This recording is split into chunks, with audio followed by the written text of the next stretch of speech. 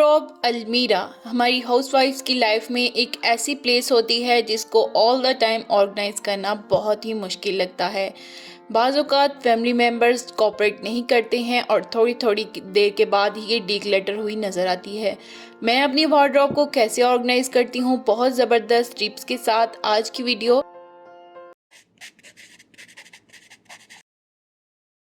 अस्सलामुअलैकुम and welcome back. आज की वीडियो वार्डरोब ऑर्गेनाइजेशन के बहुत ज़बरदस्त से हैक्स हैं, कुछ DIY मैंने यूज़ किए हैं। वार्डरोब ऑर्गेनाइजेशन के ऐसे 20 हैक्स जिनको यूज़ करके आप भी अपनी अलमीरा को ऑल द टाइम ऑर्गेनाइज रख सकते हैं।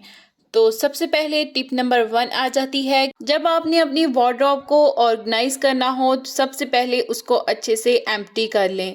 एम्प्टी स्पेस को ऑर्गेनाइज करना बहुत ही बेस्ट रहता है, चाहे वो कोई भी प्लेस हो। एक तो आपको आइडिया हो जाता है कि कौन सी चीज़ प्रॉपर एक नए सिरे से कहाँ पर जाएगी।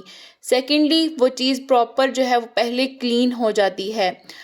सेकंड स्टेप में आपको अच्छे से उसको क्लीन कर लेना है। ट्राई करें कि कुछ ना कुछ आप इसमें लाइनर भी लगा लें।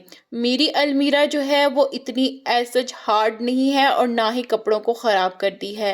अगर आप चाहती हैं कि आपकी नीचे की स्पेस ज़्यादा गंदी ना हो तो इस पर एक लाइनर लगा लें, क्योंकि इससे जो है वो प्रॉपर प्लेस पर कपड़े सेट भी रहते हैं। अगर आपकी मैट फिनिश नहीं है अलमीरा की, यहाँ पर मेरी अलमीरा की फिनिश मैट में है तो मैं यहाँ पर कोई भी लाइनर नहीं लगाऊंगी। तो सबसे पहले अगर आपके घर में छोटे बच्चे हैं तो उनकी टॉयज़ बास्केट्स जो होती हैं मैं मोस्टली यहाँ पर अलमीरा में ही रखती हूँ, और बिल्कुल टॉप कॉर्नर पर रखने की वजह से इनका हाथ जल्दी नहीं पहुँचता और वो ख़ुद से इनको नहीं ले सकते, जिससे वो लेते हुए बहुत ही मेस क्रिएट करते हैं और अगेन एंड अगेन टॉयज़ को बहुत ज़्यादा बिखेरते हैं। हाइट पर होने की वजह से अपनी चॉइस के हिसाब से इनको टॉयज़ आप दे सकते हैं, क्योंकि बच्चे बहुत जल्दी फेड अप भी हो जाते हैं अपने टॉयज़ के साथ। तो यहाँ पर अब्दुर्राफ़ी के जितने भी टॉयज़ हैं और उसका बैग है जो कि उसने ब्लू थीम में ही ज़्यादा चीज़ें ली हुई हैं वो मैं यहाँ पर सेट कर दूँगी।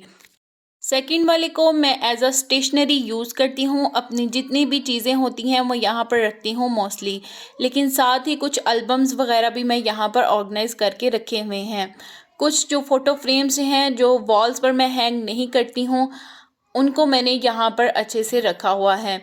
सेकंड जो स्पेस यहाँ पर बच जाती है वहाँ पर एक बास्केट मैंने रखी हुई है और इसके अंदर जितनी भी स्टेशनरी मुझे रिक्वायर होती है वो मैं यहाँ पर ऑर्गेनाइज करती हूँ। डेली रूटीन में हमें स्टेशनरी की ज़रूरत पड़ती ही रहती है, तो यहाँ पर जितने भी एसेंशियल होंगे वो हैंडी रहेंगे और इस हाइट पर प्रॉपर जो हमारी हाइट होती है वो इक्वल होती है। सेकंड जितने भी हमारे एक्सिस होते हैं तो सेकंड वाला जो होता है हमारी हाइट के इक्वल ही मोस्टली होता है, तो वहाँ पर हमारी नज़र भी अच्छे से जाती है। तो यहाँ पर जितनी भी एसेसरीज़ हैं लैपटॉप वगैरह की या जितने भी इलेक्ट्रिक की मेरी चीज़ें हैं वो यहाँ पर मैं ऑर्गेनाइज़ करती हूँ। एक और टिप आ जाती है कि do the laundry before 1 day. एक दिन अगर आप जो है अपनी लॉन्ड्री कंप्लीट कर लेंगे तो इससे आपको ऑर्गेनाइजेशन में बहुत हेल्प मिलेगी। कोई कपड़ा रह नहीं जाएगा प्रॉपर सेट होने के लिए, जिसको वीकली आपको बाद में हेक्टिक होना पड़ेगा उसको ढूंढने के लिए। नेक्स्ट टिप आ जाती है हमारे पास कि अपनी ऑर्गेनाइज़र अपनी अलमीरा के अकॉर्डिंग लें और बहुत वाइजली उनको चूज़ करें। इसके अलावा जितनी भी वॉल्स होती हैं उनकी स्पेस को बहुत अच्छे से यूटिलाइज़ करें। आप इसके लिए कोई भी हुक्स लगा सकते हैं। यहाँ पर मैंने ड्रिल की हेल्प से ये लगाए हुए हैं हुक्स जो कि परमानेंट यहीं पर फिक्स रहते हैं और बहुत अच्छी स्पेस यूटिलाइज़ होती है, और वो मैं आगे चलकर आपको दिखाऊंगी कि मैं कैसे इसको यूटिलाइज़ करती हूँ। तो मेरे पास ये बास्केट्स ऑर्गेनाइज़र हैं। बच्चों की टी शर्ट्स या छोटे क्लॉथ्स जो होते हैं अक्सर मेस्ड अप हो जाते हैं और एक को निकालते हुए बाकी सारे निकल आते हैं और बार बार उनको सेट करना पड़ता है। तो वाइजली जो है वो बास्केट ऑर्गेनाइज़र को आप चूज़ करें। आप इस टाइप की बास्केट ऑर्गेनाइज़र भी ले सकते हैं जो कि वाइड भी होती हैं और लेंथ में भी हैं, और काफ़ी ज़्यादा क्लॉथ्स इसमें आ जाते हैं छोटे। कुछ इस टाइप की आप ले सकते हैं। देखिए ये दरमियान से थिन है और बिल्कुल थोड़ी सी ही स्पेस लेगी और काफ़ी ज़्यादा डीप होने की वजह से काफ़ी इसमें क्लॉथ्स आ जाते हैं। विंटर क्लॉथ्स में क्योंकि कैप्स या हैवी सॉक्स जो होते हैं उनको ऑर्गेनाइज रखना और ढूंढना टाइम पर बहुत मुश्किल होता है, तो आप इस तरह की कोई छोटी बास्केट लेकर उसमें सारी अपनी कैप्स वगैरह ऑर्गेनाइज कर सकते हैं। सेकंड ये ऑर्गेनाइज़र है मेरे पास। ये एक ट्रांसपेरेंट बैग है जो कि एक टॉय के साथ आया था और ये DIY ही है। इसमें मैं सॉक्स ऑर्गेनाइज करके रखती हूँ। सॉक्स को ढूंढना, चाहे वो पाइल अप ही क्यों ना हो या आपने गिरा लगा कर भी रखी हो, तो भी गुम ही हो जाती हैं। तो एक सॉक्स के अंदर मैं दूसरी डालकर इस तरह के ट्रांसपेरेंट बैग में रख देती हूँ। ये एक टॉय था मेरे पास, उसकी ये बास्केट है और ट्रांसपेरेंट होने की वजह से नज़र भी आती है। और इसको मैं कैसे स्पेस में यूटिलाइज़ करूँगी वो भी मैं आपके साथ शेयर करती हूँ। साथ में ये कुछ प्लास्टिक के ड्रॉर हैं, इनको मैं यूज़ करती हूँ कपड़े रखने के लिए राफ़े के। यहाँ पर जो है वो स्पेस बच जाती है हैंगिंग कबर्ड के बाद, तो उसमें काफ़ी आप स्पेस बचा सकते हैं। एक के ऊपर एक स्टैक करके रखेंगे तो कितनी ज़्यादा स्पेस आपकी बच जाएगी। और साइड्स की हुक को मैं यहाँ पर अपने बैग्स ऑर्गेनाइज करने के लिए यूज़ करती हूँ। एक और ऑर्गेनाइज़र है और ये DIY ऑर्गेनाइज़र है, ये मैंने खुद से बनाया हुआ है। इसके नीचे एक शूज़ का कार्डबोर्ड बॉक्स है और उसके ऊपर पॉलीथीन जो हमारे पास शॉपिंग बैग्स आते हैं उसको कट आउट करके मैंने ग्लू गन की हेल्प से चिपका लिया था और बाहर मैंने एक नॉट सी बनाकर लगा दी थी। हमारे जो जितने भी छोटे क्लचेस होते हैं, अगर आप इनको वर्टिकल रखते हैं विदाउट एनी ऑर्गेनाइज़र, और आपस में वो बहुत ज़्यादा उलझते हैं और गिरते भी बहुत हैं। इस तरह का ऑर्गेनाइज़र रख लें जिसमें आप अपने छोटे क्लचेस बैग्स, जिनकी कलेक्शन लेना तो बहुत आसान है लेकिन उनको बहुत ज़्यादा मुश्किल होता है सेव करना, क्योंकि हम इनको यूज़ करते हैं वेडिंग्स या सेरेमनीज़ वगैरह पर, या ओकेजनली ही ये काम में आते हैं।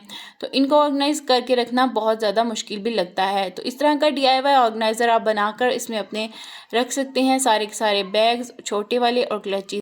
बड़े बैग्स के अंदर आप छोटे वाले बैग्स रखेंगे तो एक तो स्पेस बहुत ज़्यादा बचेगी और आपको याद भी रहेगा कि जो छोटे वाले क्लचेस या बैग्स थे, आप इस टेक्निक को भी यूज़ कर सकते हैं अगर आप DIY बॉक्स यूज़ नहीं करना चाहते। एक बड़े बैग के अंदर छोटे वाले सारे बैग्स डाल दें और इसको हैंग करूँगी मैं। स्पेस सेविंग का आइडिया जो मैंने आपके साथ शेयर किया है, जो बैक साइड पर मैंने हुक लगाई थी, इस पर रख दूँगी। और ये सारी कस्टमाइज़ हुक हैं, ये बिल्कुल कबर्ड्स के साथ बनकर नहीं आई थी, ये बाद में ही लगवाई गई हैं। तो अपनी चॉइस के अकॉर्डिंग, अपनी नीड के अकॉर्डिंग आप इनको लगवा सकते हैं। एक तो ये बहुत ज़्यादा वेट बियर करने की कैपेसिटी रखती हैं। आप इनकी जगह पर डबल टेप वाला भी यूज़ कर सकते हैं हुक, लेकिन चूंकि वो ज़्यादा वेट बियर नहीं कर सकता इसलिए उनको अवॉइड ही करना चाहिए, या ऐसी चीज़ों के लिए यूज़ करना चाहिए जो बिल्कुल छोटी हों और वेट में बहुत लाइट हों। यहाँ पर ये बैक साइड पर इजीली एडजस्ट हो गया है, ऐसी भी नहीं लग रहा और बहुत अच्छे से स्पेस को यूटिलाइज़ किया है। नेक्स्ट ऑर्गेनाइज़र है ये वाला हैंगर। ये बहुत ही स्टडी है और इसमें से जो हुक्स हैं ये निकल भी जाते हैं। अगर आप इसमें कुछ स्टॉलर्स में मोस्टली इसमें हैंग करती हूँ, आप अपनी चॉइस के अकॉर्डिंग कुछ भी इसमें हैंग कर सकते हैं। मोस्टली जो अबाया के साथ के स्टॉलर्स होती हैं वो बहुत ज़्यादा कलर और वैरायटी में हम लेडीज़ के पास होते हैं। या इसके अलावा अगर आप स्टॉलर वगैरह यूज़ नहीं करते तो आप कुछ और भी इसमें अपने क्लॉथ्स हैंग कर सकती हैं। और एक ही हैंगर है और इसमें मैक्सिमम 9 to 10 आप डॉलर्स हैंग कर सकती हैं। और ये भी मैंने उसी हुक कमांड के साथ लगाया है जो मैंने इसका डोर की स्पेस को यूटिलाइज़ किया था। बहुत ही अच्छे से आपकी डोर की स्पेस को यूटिलाइज़ कर सकते हैं आप। नेक्स्ट ये भी मैंने जो डोर के साथ लगाया हुआ है इसको मैं हैंग कर रही हूँ, जिसके अंदर मैंने सॉक्स रखी थी। ये वाला DIY ऑर्गेनाइज़र मैंने अपनी हेयर एसेसरीज़ के लिए बनाया था। ये बेसिकली एक फीडर का बॉक्स था, बच्चों का जो फीडर होता है, ट्रांसपेरेंट था सामने से, तो मैंने इसको पेंट कर लिया। उसके पीछे एक कमांड हुक लगाई है और उसको डबल टेप वाले हुक के साथ लगा रही हूँ। ये चूँकि लाइट वेट है तो इस तरह के हुक्स भी बहुत अच्छे रहते हैं, डोर की स्पेस को आप बहुत अच्छे से यूटिलाइज़ कर सकते हैं। और हैंग करने से आपको जो है अपनी हेयर एसेसरीज़ जो हमेशा ही टाइम पर नहीं मिलती हैं, प्रॉपर आप टाइम पर उनको ढूंढ पाएंगी। अगर आप अपनी क्लोजेट के थीम को प्रॉपर रखना चाहते हैं तो आप कलर स्कीम को भी चूज़ कर सकते हैं, लेकिन उसको करना थोड़ा सा मुश्किल होता है क्योंकि आपके क्लॉथ्स अगर कलरफुल हैं, पाकिस्तानी इंडियन वुमेन जो होती हैं वो कलरफुल क्लॉथ्स को ज़्यादा प्रेफर करती हैं। लेकिन अगर आप लाइट कलर की सेम स्कीम रखना चाहती हैं तो अपने हैंगर्स के कलर को सेम रखें। मल्टी कलर के हैंगर्स यूज़ करना अच्छा नहीं होता है, ज़्यादा ऑर्गेनाइज नहीं लगता है। अगर एक ही कलर और एक ही पैटर्न के हैंगर आप रखेंगी तो वो भी बहुत बेस्ट रहेंगे। शूज़ को ऑर्गेनाइज करने के लिए इस तरह से मैं एक ये ट्रे वाला है जो कि एक्सपेंडेबल भी है और ये मैंने कस्टमाइज कराया हुआ है इसके अंदर, और सारे मेरे जितने भी डेली वियर के कुछ होते हैं वो मैं रख लेती हूँ।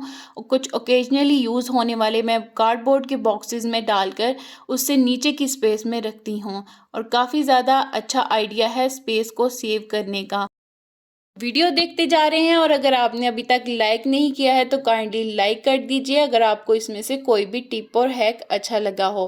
तो इस तरह से ये सारी वार्डरोब मैं ऑर्गेनाइज करती हूँ। नेक्स्ट टिप है कि अपनी कबर्ड के हर बॉक्स को स्पेसिफाई कर दें। जैसे कि नीचे का बॉक्स है और उसमें बेडशीट्स और कर्टन्स वगैरह मैंने रखे हुए हैं। सो ये थी आज की वीडियो, आई होप कि आपको अच्छी लगी होगी। Don't forget to subscribe. Thanks for watching. अल्लाह हाफिज।